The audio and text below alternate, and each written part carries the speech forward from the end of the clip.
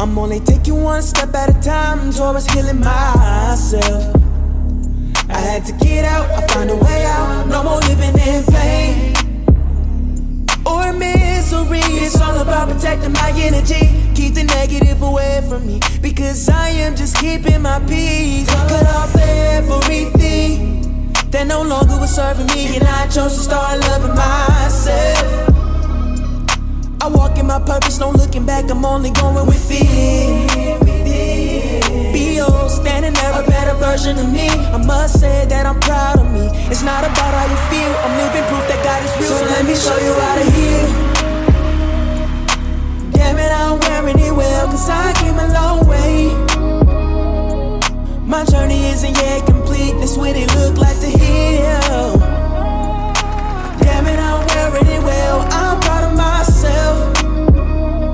It's nothing to it, you can do it, all you gotta do is just fight through it. Create a soul, create a soul, create a soul. Just fight through it. Create a soul, create a soul, create a soul, create a soul, yeah, yeah.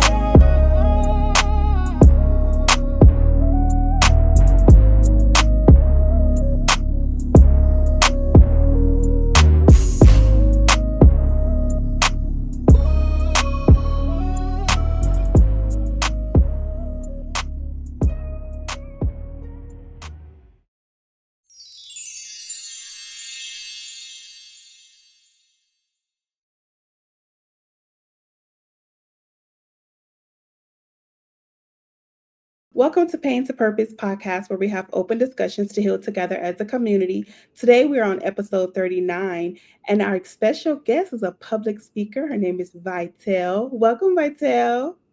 Hi, thank you for having me on your show. You are welcome. I'm glad that you came on. I'm excited to hear all the wonderful things that you have. I can't wait. Thank you. I wear a lot of hats as an actress, model, director, entertainer, all-around entertainer, public speaker now, and that kind of came along with being an author. So yeah, I do all the things, including public speaking. All right. Okay. So, can you give us a little bit about how you got from your pain to your purpose? How did this all start?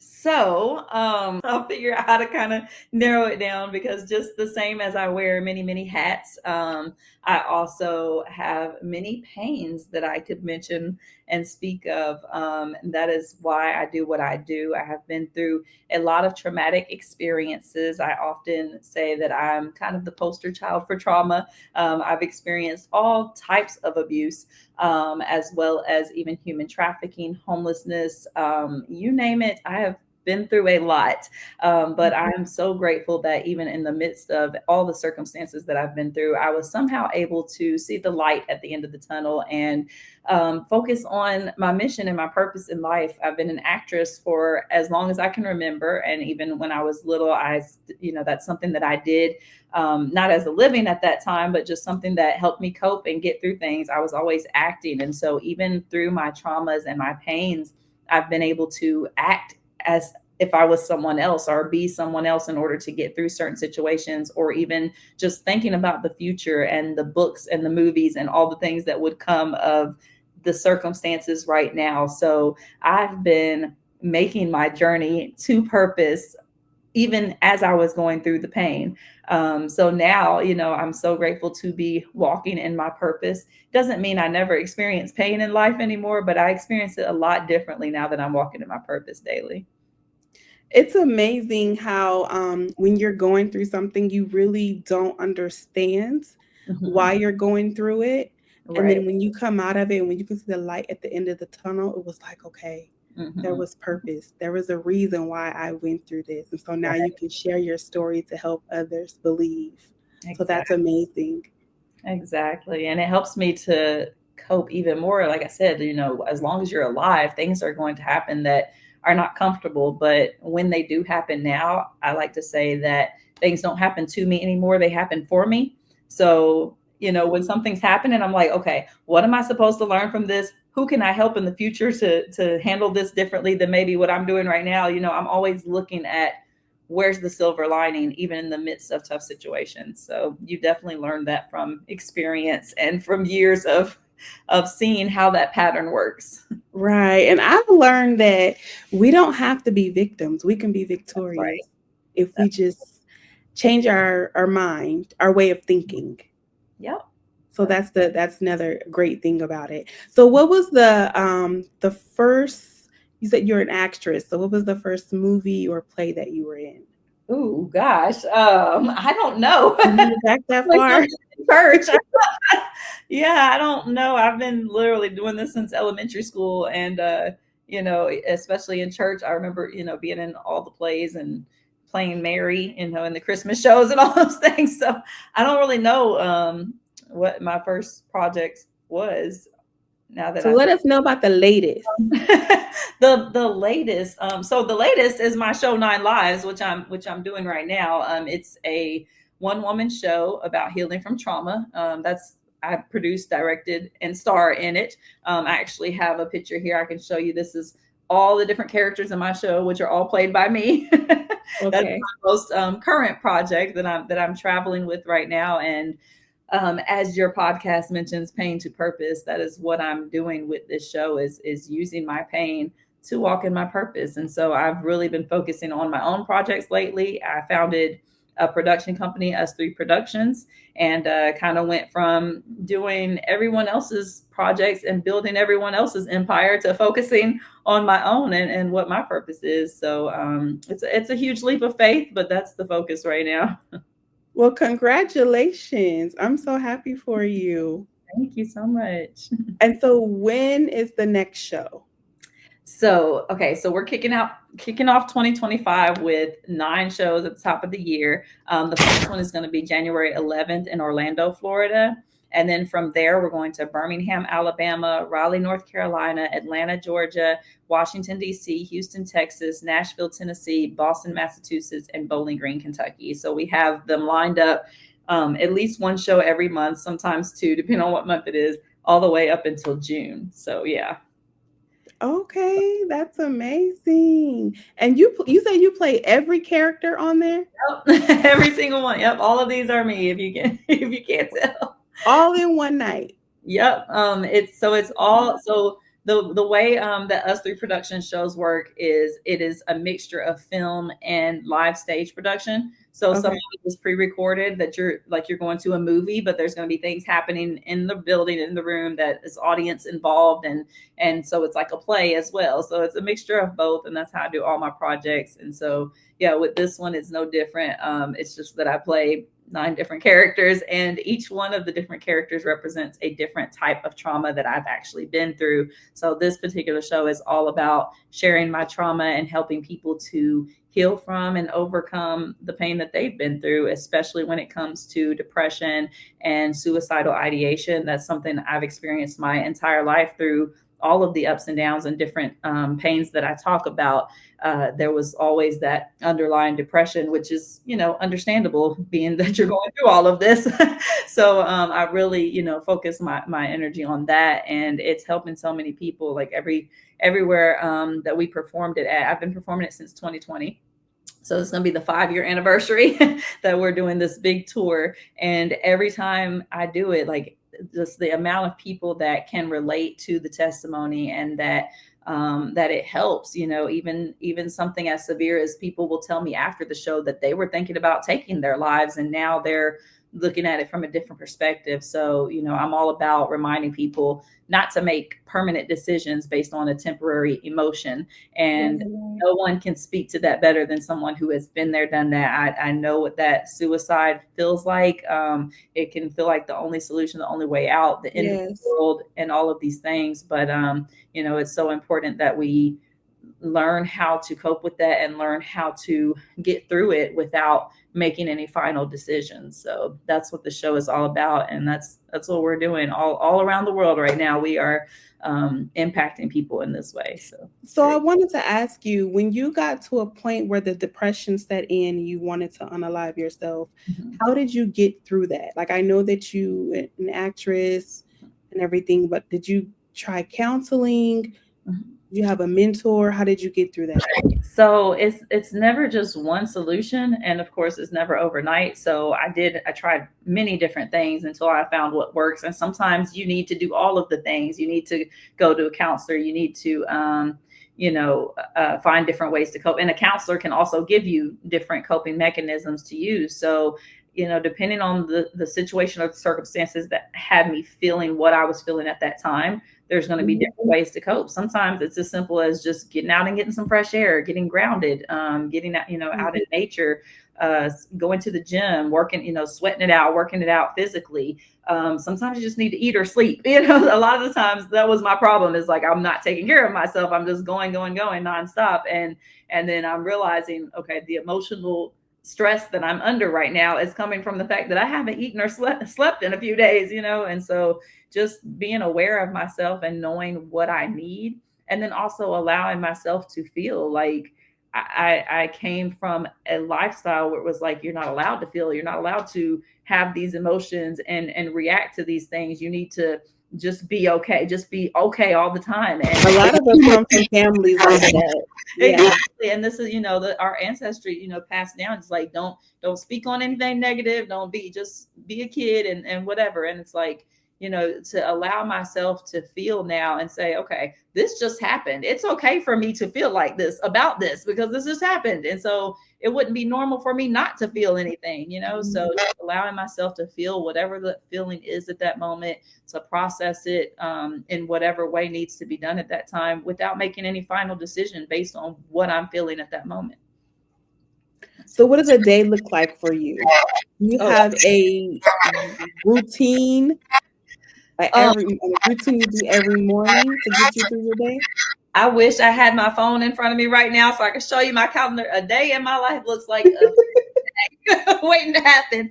But no, that I think I kind of just flourish well in not having a routine, honestly. Like, and that's why I can't be in the corporate world, because just going to the 9 to 5, I just can't do it. Like, I can only do that long before it's like, oh, it's too much routine, it's killing me. So so I definitely I just wake up every day and walk in purpose. Like, I literally, that's the only routine that I have. And so I do have a calendar that looks ridiculous. It's very overwhelming, but if I just know that if I don't get to all those things every day, it's okay. Some things can be pushed to tomorrow. Some things, like, I had to teach myself that, because I definitely was the type of person that's like, if it's not on my calendar, I can't pay attention to it. And if it is on my calendar, it has to all get done. And I'd be like panicking,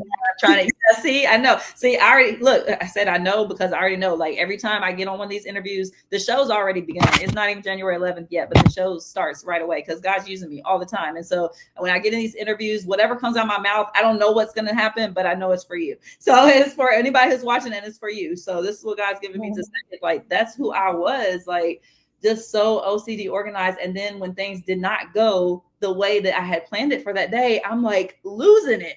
So I had to really teach myself, like, it's okay. Like, there's more days. And of course, tomorrow's not promised. But if I wake up tomorrow, I'm going to wake up like, okay, here go another day. Let me see what I can do today, So even though I plan now, I try to plan loosely, if that makes sense, because I prepare myself, knowing how I am. I'm like that I prepare myself for some things might change. I might need a little wiggle room. I might have to, put 30 minutes in between each thing on my calendar, just in case it runs over, or whatever it is that I need to do to prepare myself, because I know my reaction to things not going the way, the way that I had hoped. And so now, over time, it just becomes easier and easier to say, you know what, I was not planning for that to happen, but here we go. We're here now. And you just kind of go with the flow. And I've definitely learned just to trust God in all things. With this show coming up, like this is probably the most intimidating thing I've ever done, to do 9 shows in all these different cities, some of which I've never been in and don't necessarily have a fan base there. So that's, it's scary and it's intimidating, but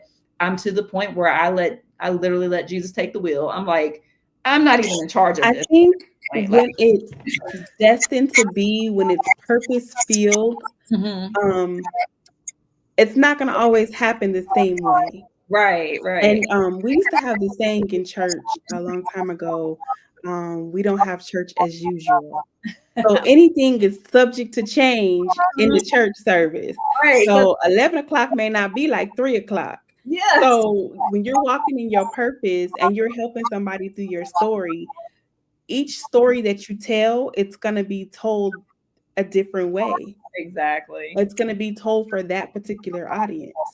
Exactly. And that's the thing with these shows. Like, I had no choice but to get out of feeling like this is the way it needs to go, because I recognize, like, okay, God is in control of this. So I'm going to make the plans and do my part.